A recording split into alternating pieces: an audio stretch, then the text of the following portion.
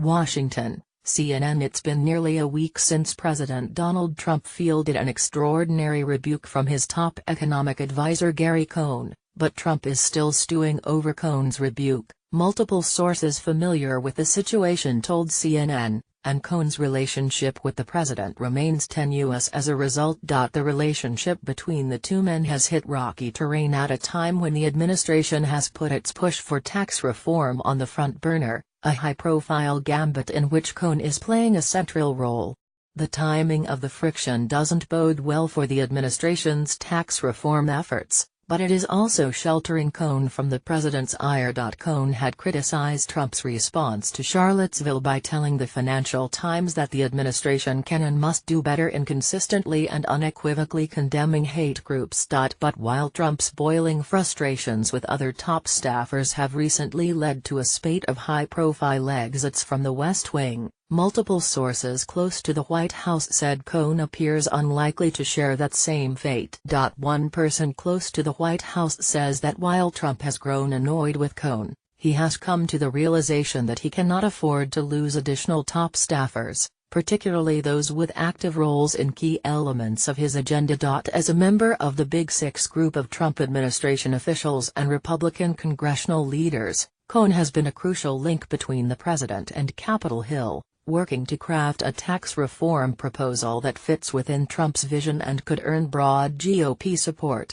Do you know how important he is to tax reform? A senior administration official said Thursday. He has been a significant player on tax reform and infrastructure, and now on hurricane relief. Cohn is widely viewed as a crucial piece of the administration's efforts on Capitol Hill, and two sources familiar with those discussions said the administration's efforts to pass tax reform would suffer if Cohn were pushed out. The sources, who described Cohn's role in discussions with GOP congressional leaders as pivotal, said he has developed a strong rapport with members of Congress involved in the drafting of tax reform proposals and is very well regarded.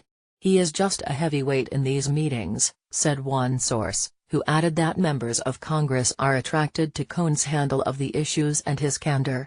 Still, even as advisors signal Cohn's future is safe and warned Trump that firing Cohn would needlessly hurt the administration, Trump's discontent has manifested itself in recent days, and he has been known to buck cautionary advice.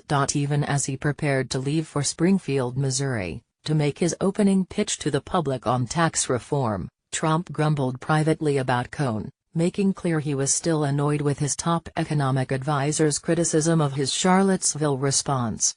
Just a few hours later, as he launched into his tax reform pitch, Trump offered thanks to several key advisors on the matter, including his Treasury Secretary Steve Mnuchin, Cohn's partner in the effort, but didn't mention Cohn. But that moment also revealed the extent of the administration's concern about any signaling that Cohn is on the outs. As reporters picked up on the remarks, the White House's communications shop went into rapid response mode, emailing several reporters, unprompted, to dismiss any tea-leaf reading on the matter, insisting that Trump does not typically call out staff for praise in public remarks, only members of his cabinet.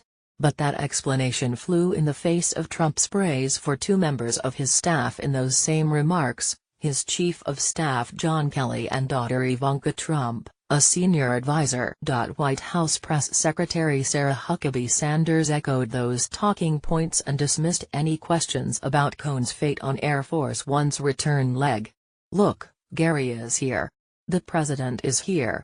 They're both working hard and extremely committed to providing tax relief for middle-class America.